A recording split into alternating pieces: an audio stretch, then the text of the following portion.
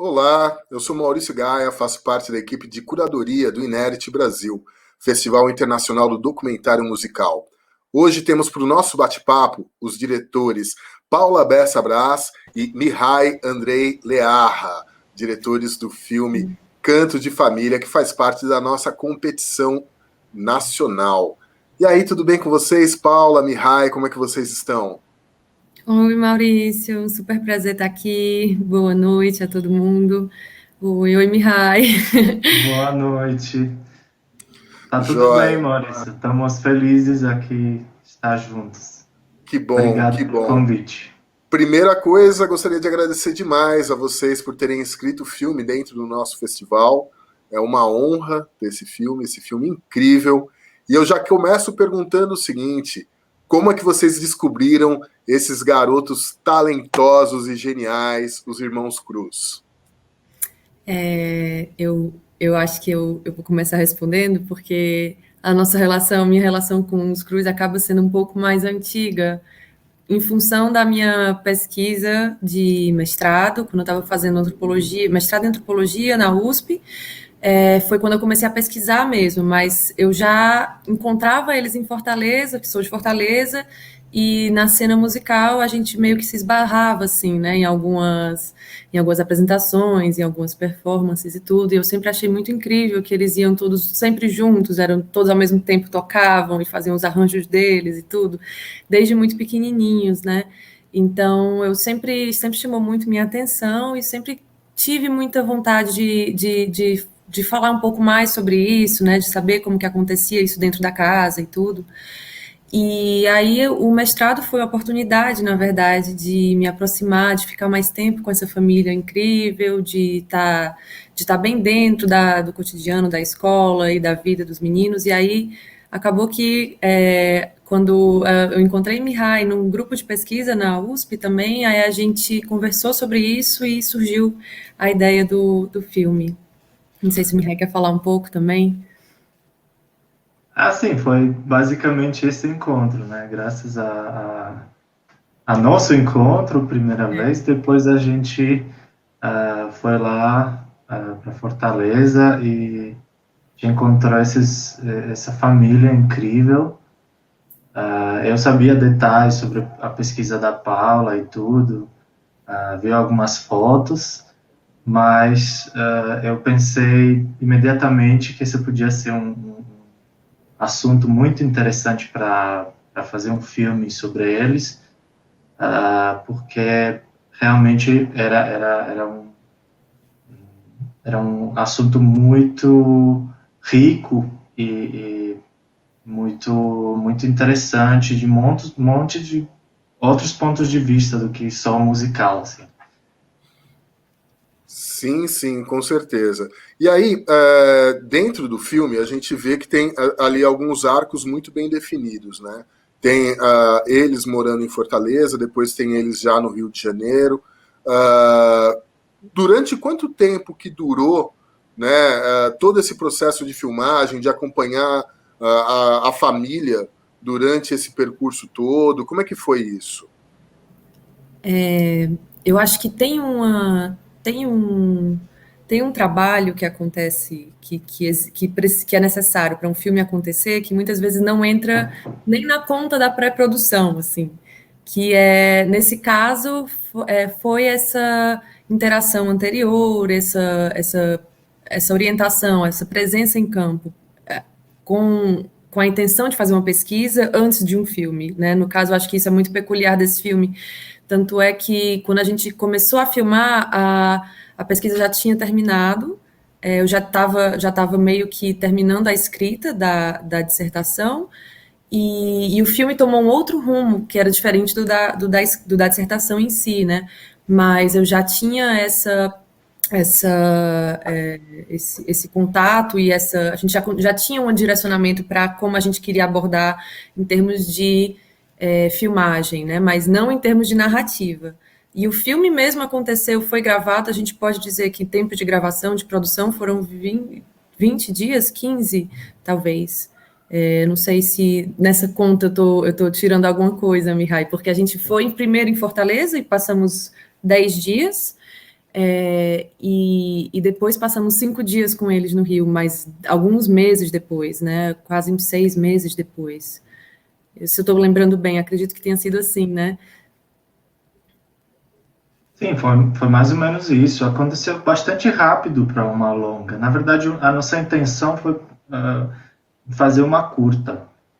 E depois, depois de Fortaleza, né, passou um tempo e eles se mudaram para o Rio e a gente viu uma possibilidade para gravar todo mundo juntos, porque a Maíra, que é a irmã mais velha, né, já estava no Rio estudando música e coisas aconteceram, né, durante esse tempo e a gente fez mais uma visita no Rio de Janeiro para gravar lá com eles. Eu acho que foi um tempo recorde, mas também por causa dessa pesquisa de 2 anos, né, que durou talvez a mais, da Paula, né, a confiança é total. Então a gente entrou basicamente sem nenhuma restrição e só gravando e ficar lá juntos com a família e respeitando muito essa intimidade, essa presença, né, lá no campo. Sim, Os antropólogos falam campo, né? Sim, porque realmente, né? A câmera tá bem próxima deles, assim, né? Dentro no dia a dia, no cotidiano, seja no lazer, né? Jogando bola ou num carro ali em Fortaleza, tal e coisa. E como é que foi esse processo de estar assim realmente com a câmera bem próxima deles, um elemento ali que enfim. Ele não interfere na cena, mas ele está bem do lado, bem colado ali com eles. Como é que foi esse processo? Como é que vocês estabeleceram esse processo, na verdade?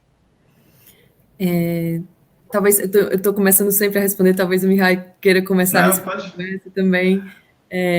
Acho que vai, essa aqui, depois eu completo. Eu acho que foi um processo bastante orgânico, sabe? A gente entrou na produção sem um roteiro estabelecido, né? A gente praticamente se aproximou no dia a dia e cada dia mais de cada pessoa da família, né? E eu lembro que no começo a gente estava realmente tentando descobrir juntos com eles o que é interessante de filmar e como filmar. E em algum momento a Paula falou: vamos focar nos gestos, vamos focar nas coisas que eles estão fazendo. Eu acho que essa foi uma direção muito, muito boa.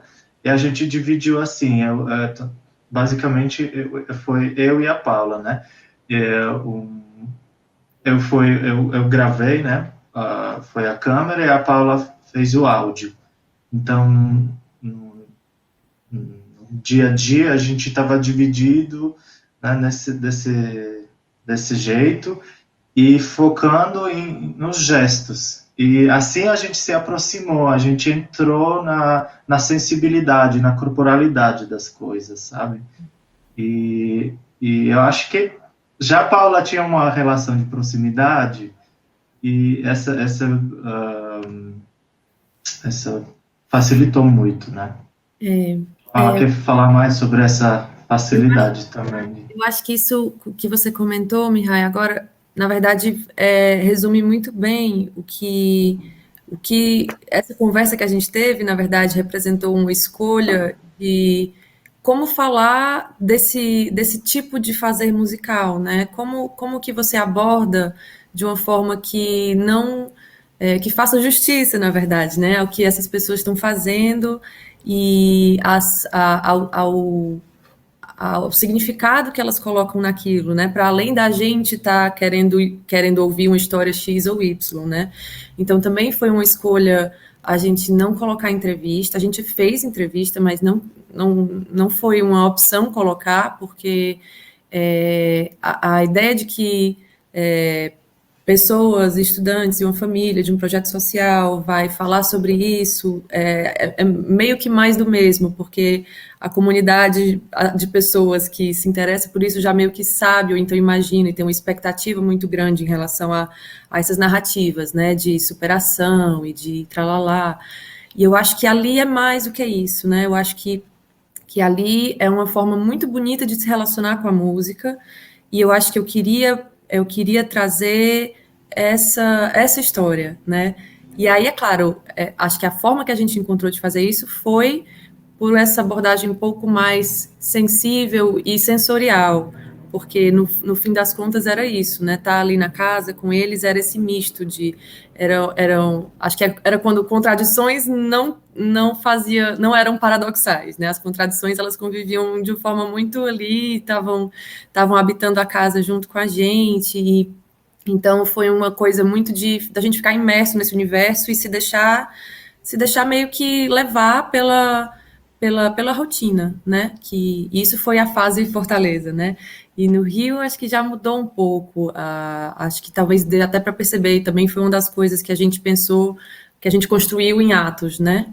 Isso, a construção em Atos foi posterior, porque a gente viu quanto que a relação com a câmera e a nossa própria presença, do que a gente diz em campo, né, mudou também a forma como a gente filmou, ou como eles mesmos já estavam com mais intimidade com a câmera, ou mesmo quando uma narrativa começa a se mostrar ali para a gente, né, que no caso foi o Axel, assim, que também foi uma coisa que se desenvolveu ao longo da produção, né, não era uma coisa anterior.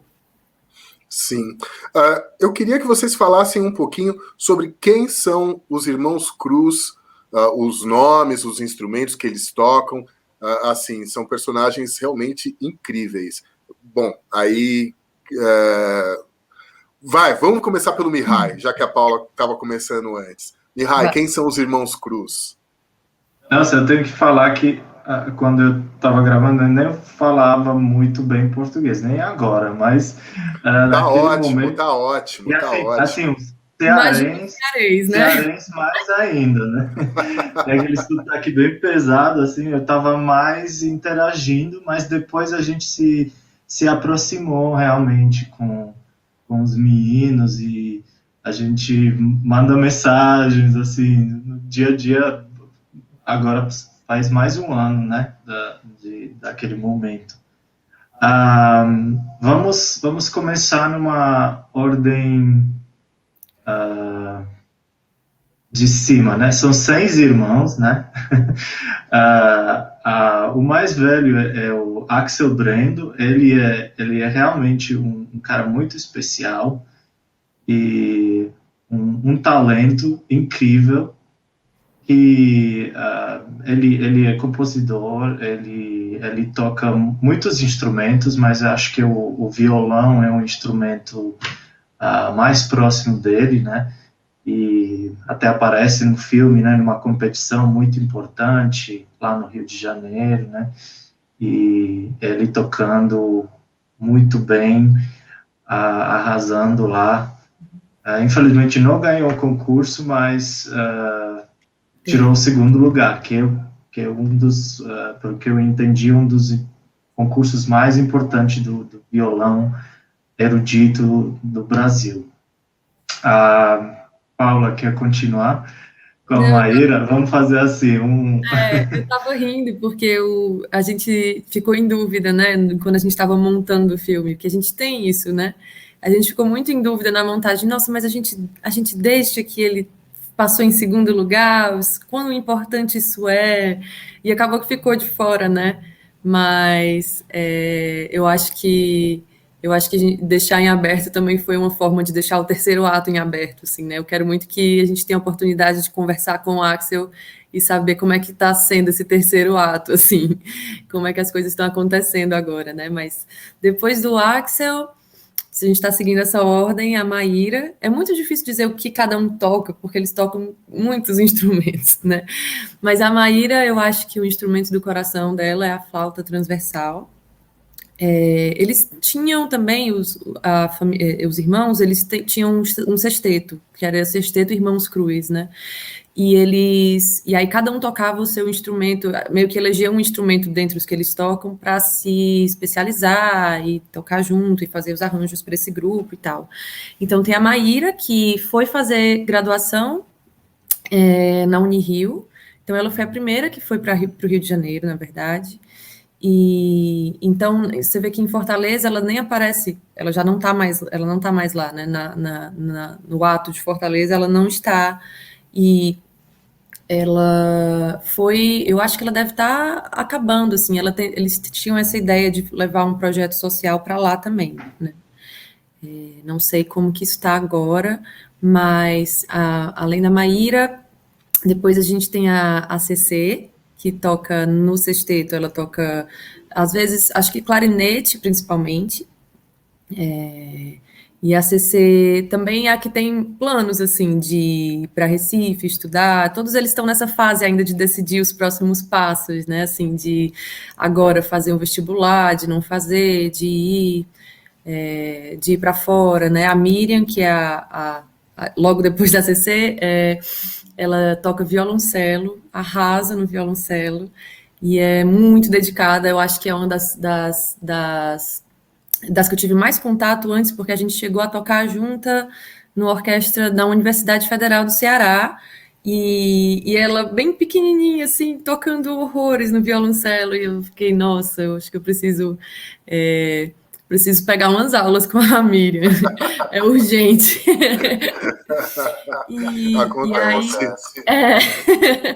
E aí eu fui, inclusive, né? Foi assim que a pesquisa começou, eu fui ter aula com eles, né?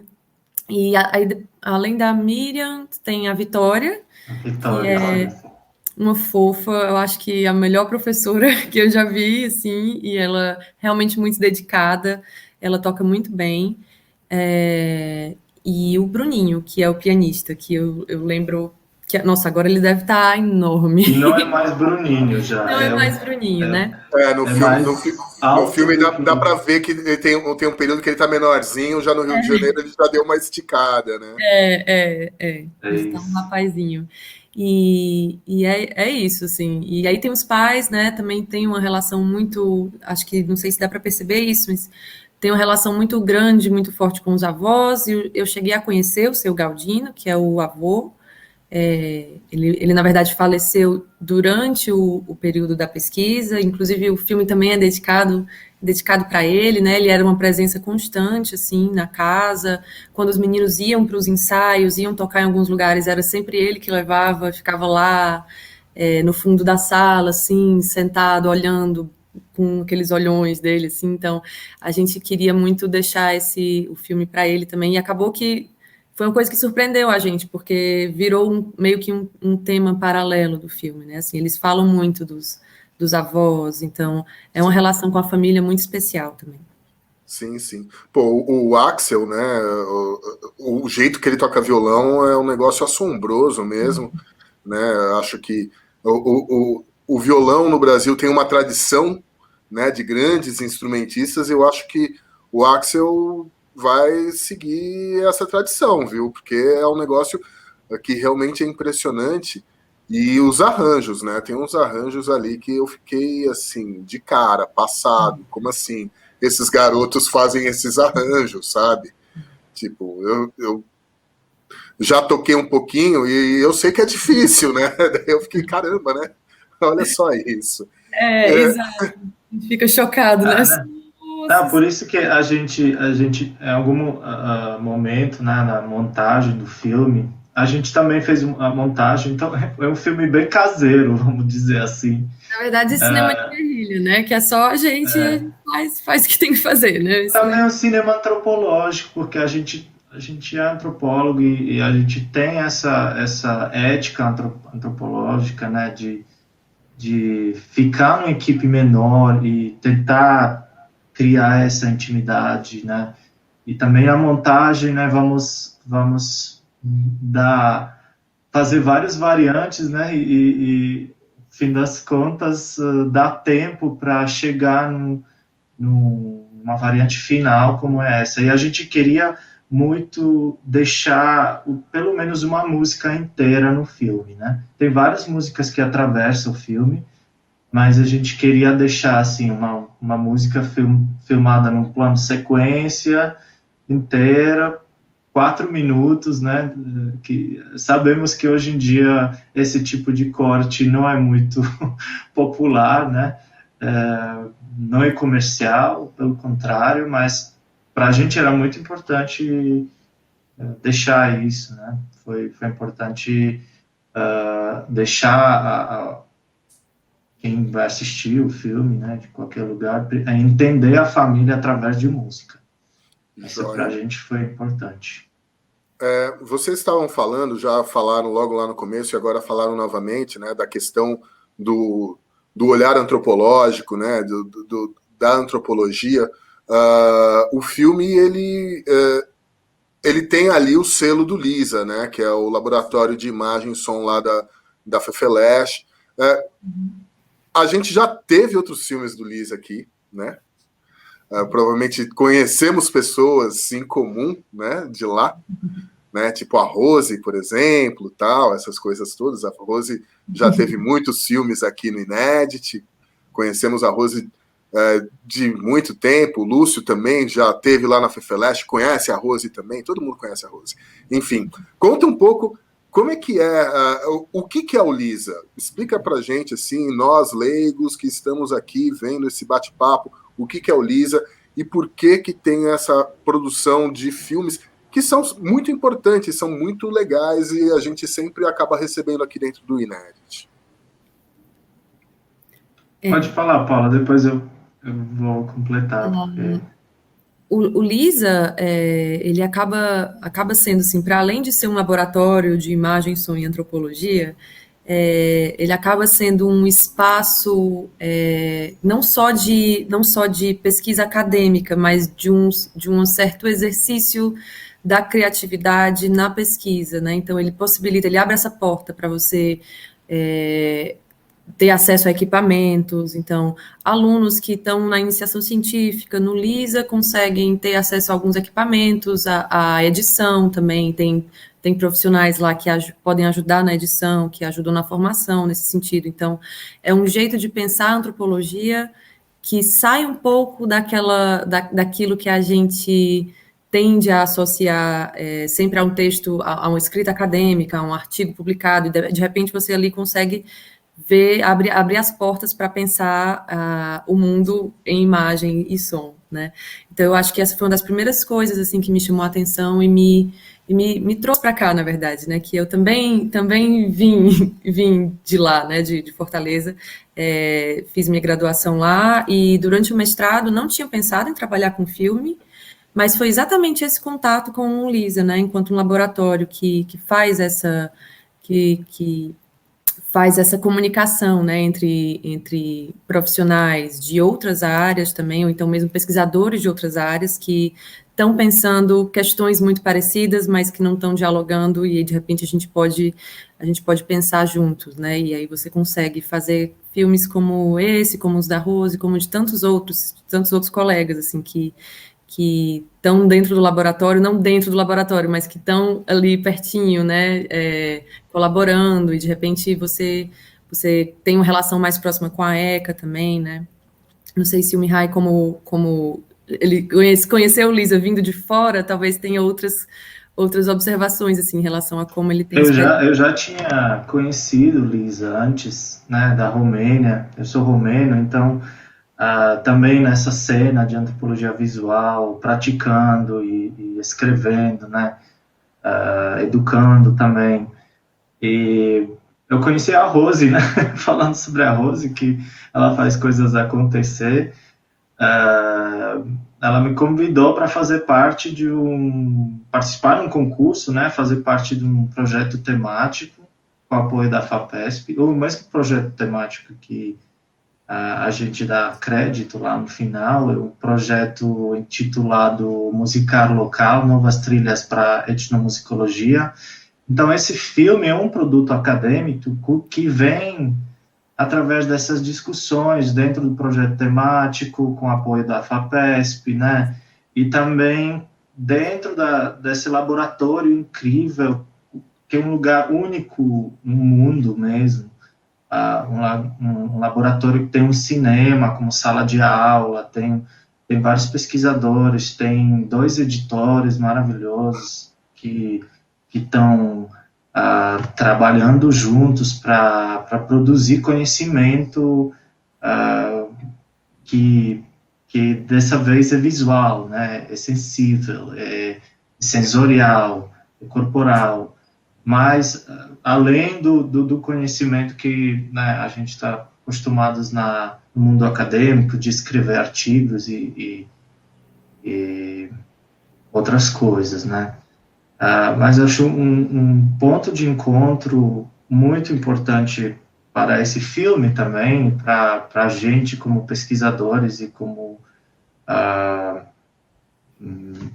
no meu caso, né, filmmaker, né, que estão brincando com esses vários chapéus, né?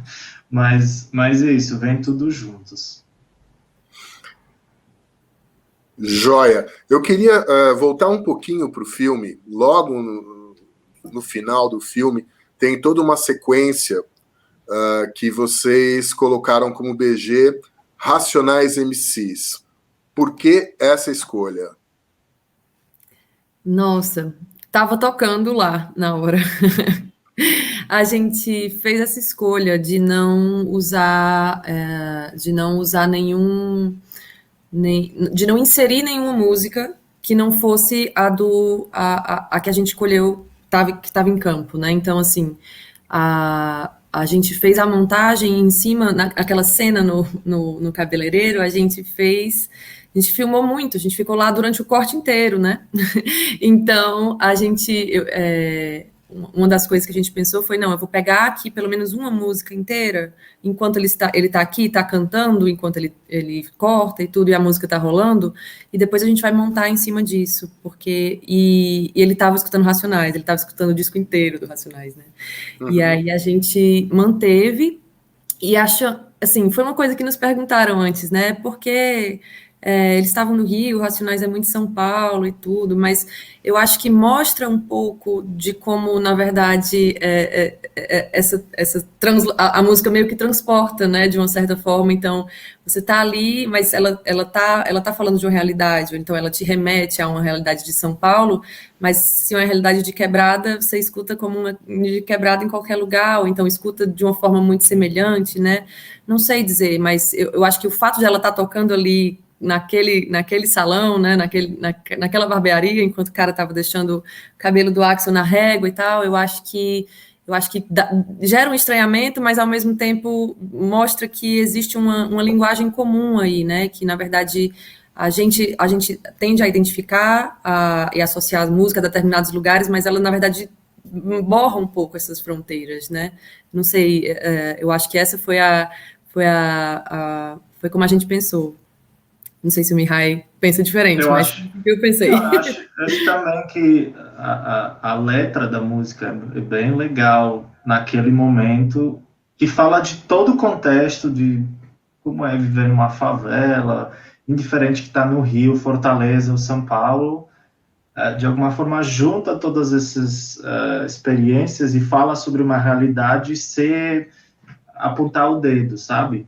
Então, o contexto vem através da música também. E a gente achou que tinha várias músicas lá no cabeleireiro. Ele estava escutando um monte de outras músicas, mas ele estava tocando e cantando no mesmo tempo. Então, tem uma cena que ele canta e corta cabelo, e depois a gente vai com outras cenas, né? Em vários momentos da corte do cabelo. Mas eu achei bem legal essa inserção da música. Certo. Hoje, né, a gente está aqui 2021 e tudo mais. Como é que estão os irmãos Cruz hoje? Quais são os planos deles? Bom, você já falou que, né, uma das meninas quer ir para Recife para continuar os estudos. Como é que eles estão hoje? Olha, eu acho que essa pandemia bagunçou um pouco os planos de todo mundo, né?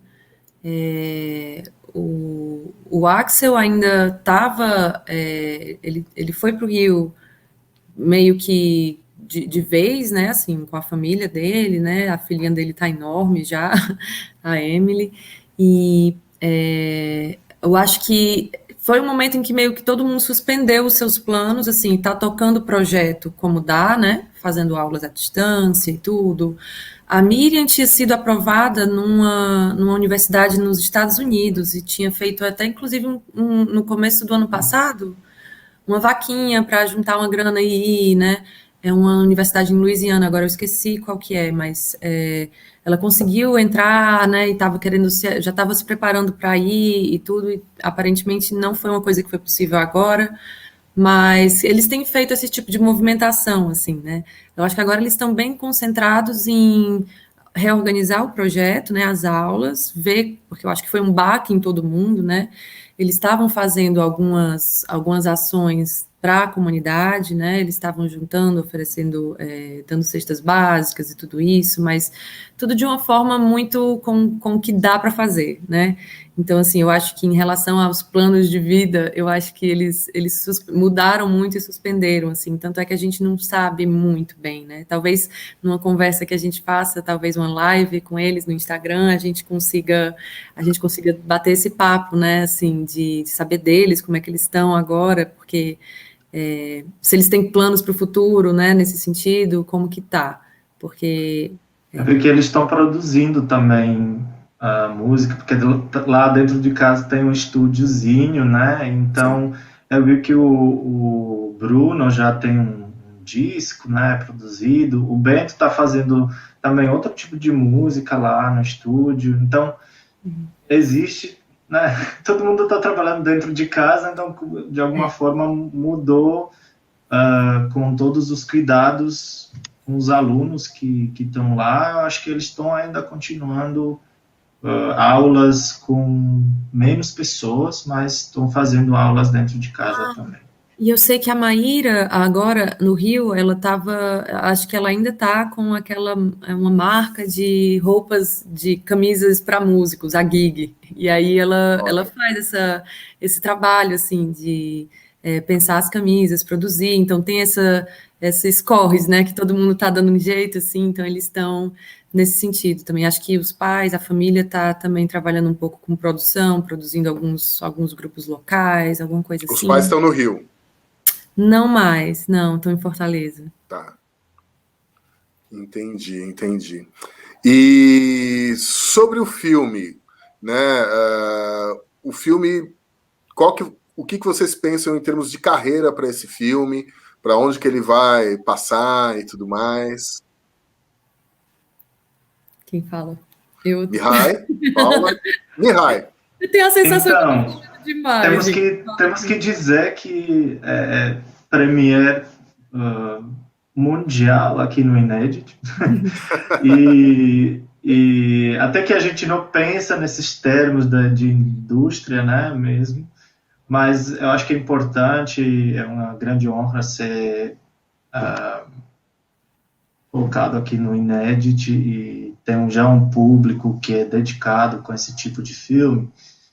E depois a gente vai ter uma presença numa conferência, na verdade, que estão um congresso internacional lá na Finlândia e uma outra presença no festival na Estônia. Por enquanto é isso, e a gente está mandando para outros festivais, mas também outros colegas da Universidade de Amsterdã, por exemplo, eles convidaram a gente para apresentar o filme, e estão trabalhando com os alunos, apresentando como uma etnografia sensorial, e é muito interessante saber, né, como as pessoas estão olhando esse filme em vários modos, e eu estou muito feliz que ele se abre, né? Se abre para um festival de documentário, talvez na televisão, sei lá, está muito aberto. Sim. E agora, né, vocês são pesquisadores, são estudiosos, são cientistas, mas também são cineastas. Quais que são os planos de vocês dentro desse mundo do cinema, do audiovisual? Paula? A gente tem outros projetos que a gente já está trabalhando, a gente já vinha trabalhando.